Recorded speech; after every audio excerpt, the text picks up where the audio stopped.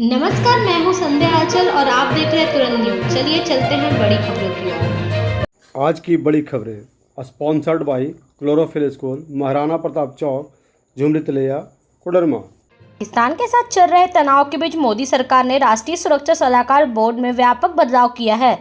इस महत्वपूर्ण कदम के तहत पूर्व रिसर्च एंड एनालिसिस विंग प्रमुख आलोक जोशी को बोर्ड का नया अध्यक्ष नियुक्त किया गया है।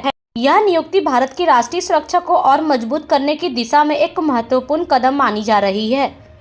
राष्ट्रीय सुरक्षा सलाहकार बोर्ड अब 7 सदस्यों का होगा, जिसमें विभिन्न क्षेत्रों के विशेषज्ञ शामिल हैं।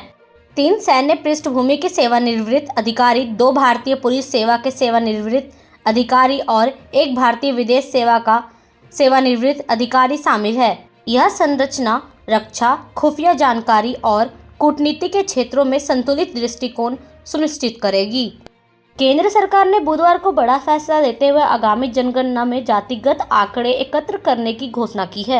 इस फैसले का बिहार के मुख्यमंत्री नीतीश कुमार ने गर्मजोशी से स्वागत करते हुए कहा कि यह कदम लंबे समय से लंबित एक जरूरी मांगों को पूरा करता है और देश के विकास में अहम भूमिका निभाएगा।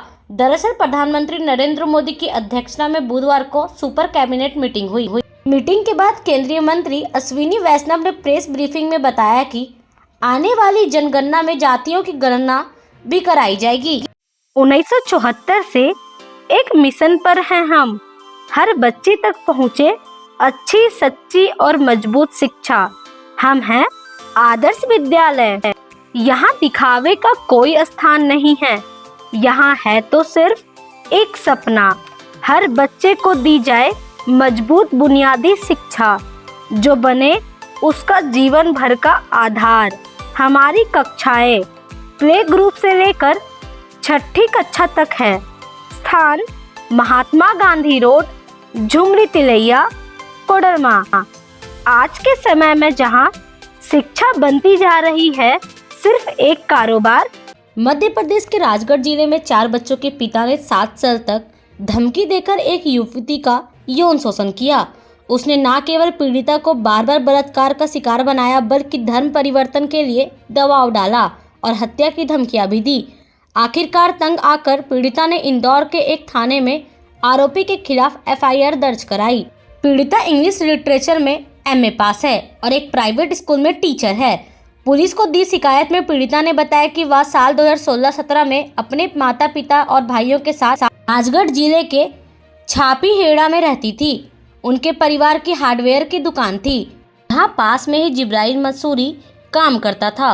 दोनों के बीच बातचीत होती रहती थी। जब पीड़िता के पिता की तबीयत खराब हुई तो जिब्राइल ने मदद की पेशकश की और कहा, तुम मेरी बहन जैसी हो, कोई ज़रूरत हो तो बता देना। इसके बाद जिब्राइल का उनके घर में आना जाना बढ़ गया। साल 2018 में पीड़िता एक स्कूल में अपना PF निकालने गई थी। वापसी के दौरान जिब्राइल ने उससे संपर्क किया और उसे अपने साथ करणवास गांव के पास एक होटल ले गया। पीड़िता के मुताबिक जिब्राइल मुझे बहन कहता था, इसलिए मैं उस पर भरोसा करके चली गई।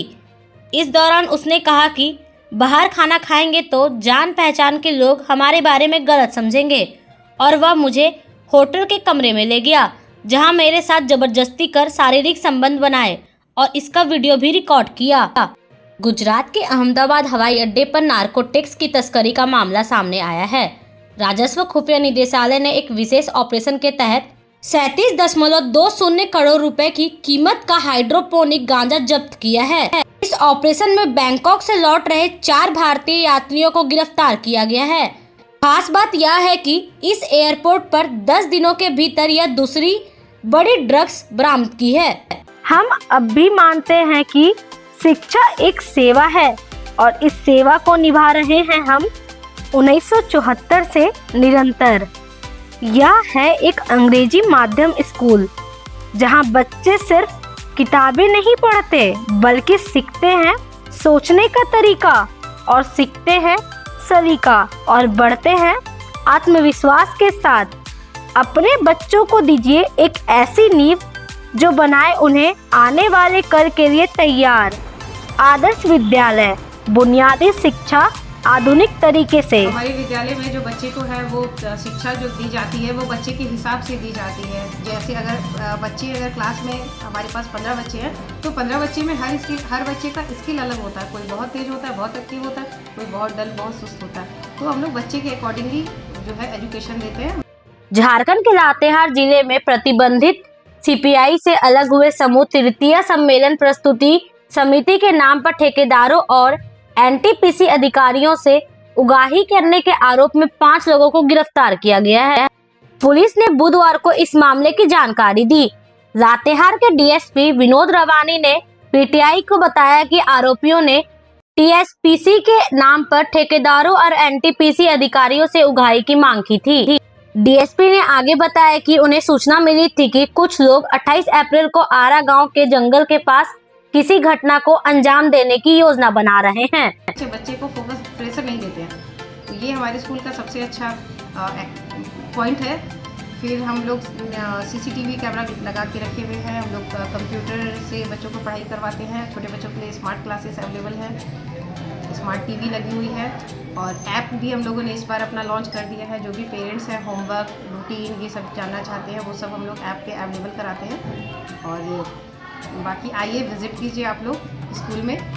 और स्कूल हमारा 50 साल से शहर में रन कर रहा है, तो कोई भी आदर्श विद्यालय कोई न्यू नेम नहीं है, सभी जानते हैं आदर्श विद्यालय के बारे में। शिक्षा में बहुत ज़मीनी शिक्षा से जुड़े हुए हैं हम लोग और बहुत समय से हम लोग इस में फील्ड में वर्क कर रहे हैं। हम लोगों के विद्यालय में जो है बुनियादी शिक्षा दी जाती है ताकि बच्चे जो हैं अपने संस्कार से, अपने समाज से जुड़े रहें। संस्कार दिया जाता है क्योंकि अगर बच्चे संस्कारी हो जाएंगे और सामाजिक हो जाएंगे तो वो बाकी चीज़ों को कवर कर सकते हैं, सीख सकते हैं। और जहाँ अभी हमारे देश हमारा जो है थोड़ा दिखावे की तरफ जा रहा है, हम लोग कोशिश करते हैं कि दिखावा कम रहे, बच्चे सीखने पे फोकस करें और संस्कार से, समाज से जुड़े रहें। अभी के लिए इतना ही, फिर मिलेंगे बड़ी खबरों के साथ। तब तक के लिए नमस्कार।